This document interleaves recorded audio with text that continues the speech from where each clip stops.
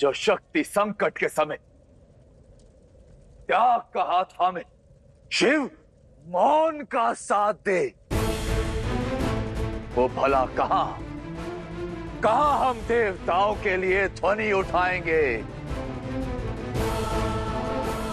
ये सब शिव शक्ति का फैलाया भ्रम है, उन्हीं की माया है, उन्हीं की मिथ्या है।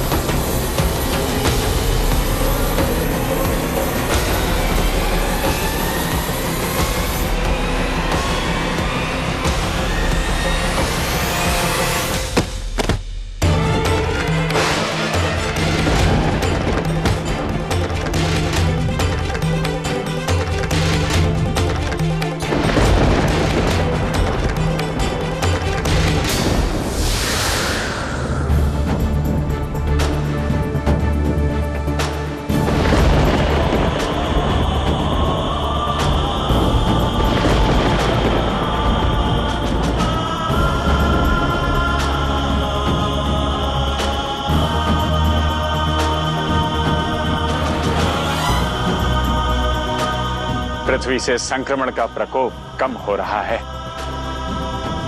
स्थिति पुनः सामान्य की ओर बढ़ रही है।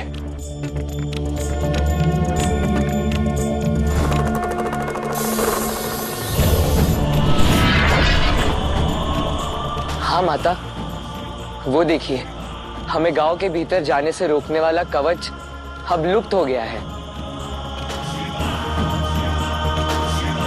तो क्या यही महादेव का संकेत है? हाँ, हम सबकी प्रतीक्षा समाप्त हुई।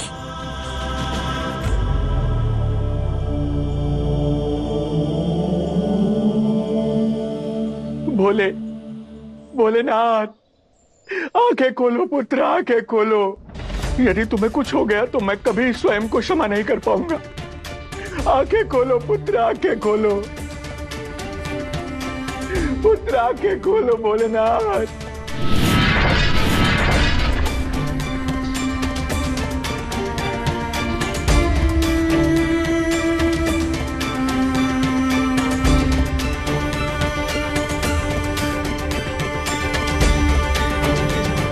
आंखें खोलिए। शिव,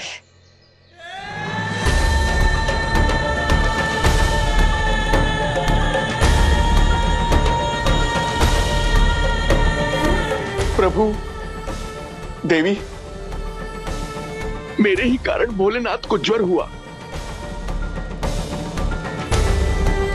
मुझे सूझ नहीं रहा है मैं किस प्रकार आपसे क्षमा मांगू, किस प्रकार प्रायश्चित करूं मैं। सबसे पहले मेरे पिताश्री के बाल स्वरूप से दूर हटो।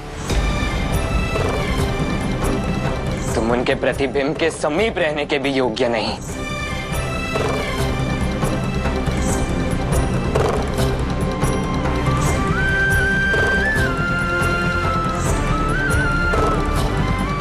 कार्तिकेय, ये भोलेनाथ के भक्त हैं और भक्त और भगवान के मध्य आने का अधिकार तुम्हें भी नहीं है। क्यों माता, क्यों नहीं? जब भक्त की हट भगवान के प्राण संकट में डाल सकती है तो क्यों कुछ कहने का अधिकार नहीं मुझे? भक्त का भी कोई दायित्व होता है, मर्यादा होती है। पिता है मेरे शिव, सबकी सुनते हैं, सबकी इच्छा पूर्ण करते हैं, किंतु उसका यह अर्थ नहीं कि उनकी करुणा का अनुचित लाभ उठाया जाए। आपको पुत्र चाहिए था, सो मिल गया, किंतु उस पुत्र की रक्षा का दायित्व नहीं उठा पाए तुम। विफल रहे, विफल।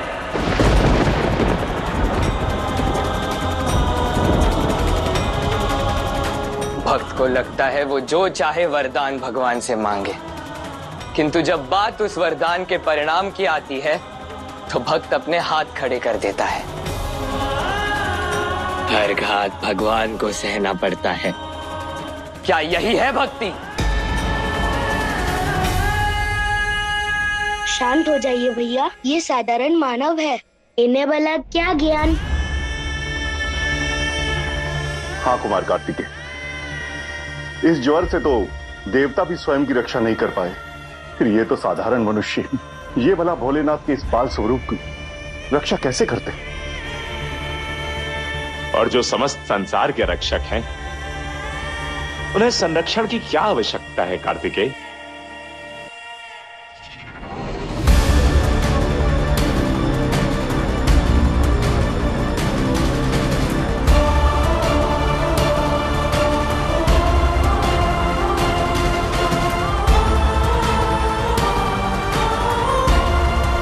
आपका कथन उचित है नारायण, किंतु इस समय स्थिति कुछ और ही कह रही है। मुझसे शिव की स्थिति देखी नहीं जा रही। शिव, उठिए, इस लीला का अंत कीजिए। अपने वास्तविक रूप में आई इस ज्वर का अंत कीजिए शिव। उठिए, उठिए शिव। जो शक्ति संकट के समय त्याग का हाथ थामे शिव मौन का साथ दे, वो भला कहां हम देवताओं के लिए ध्वनि उठाएंगे। ये सब शिव शक्ति का फैलाया भ्रम है, उन्हीं की माया है, उन्हीं की मिथ्या है।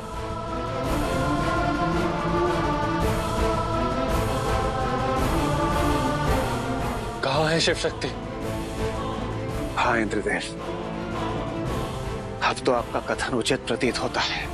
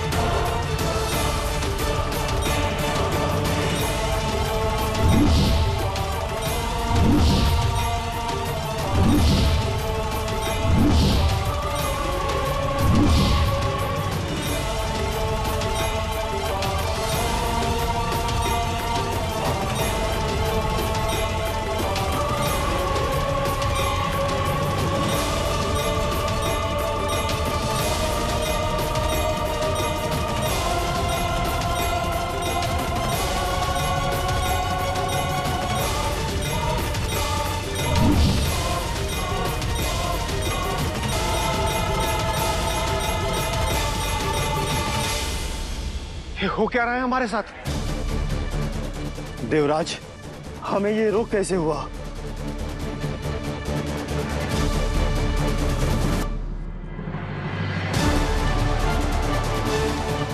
देख लिया देवों ने शिव शक्ति की निष्ठा, उनकी कर्तव्य प्राणता। शिव शक्ति के कारण हम सब पर ये गाज गिरी, हम देवों को ये रोग हुआ है केवल शिव शक्ति के कारण।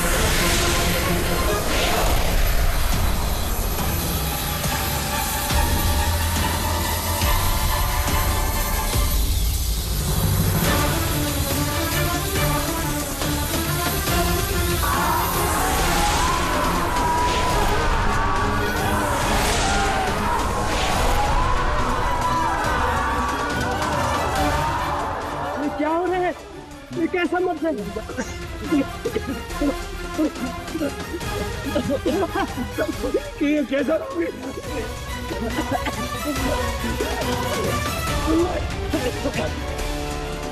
देवी पार्वती,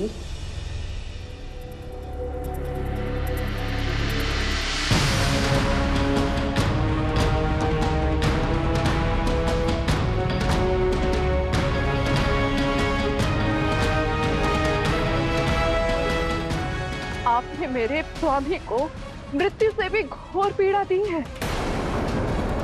अमृत पीकर भी वो इस ज्वर से जूझ रहे हैं, आपके प्रकोप से तड़प रहे हैं। क्यों देवी, क्यों? बताइए।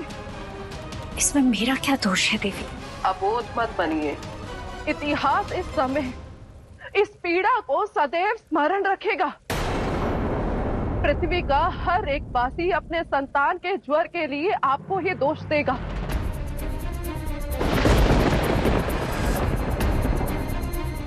कहेगा कि माता आई है, इसीलिए ज्वर हुआ है।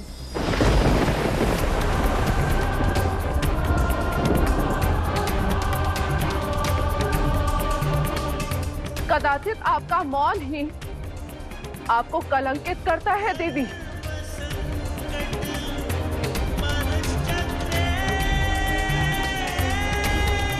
यदि मेरे वश में होता तो मैं संसार की सारी पीड़ा, सारा कष्ट, सारा ज्वर स्वयं पर ले लेती, किंतु मेरे वश में कुछ भी नहीं। क्या करूं मैं? कैसे टालूं इस अनर्थ को? कैसे हरूं इस समस्त संसार की पीड़ा? देवी, आंसू मत बहाइए, इसका समाधान ढूंढिए।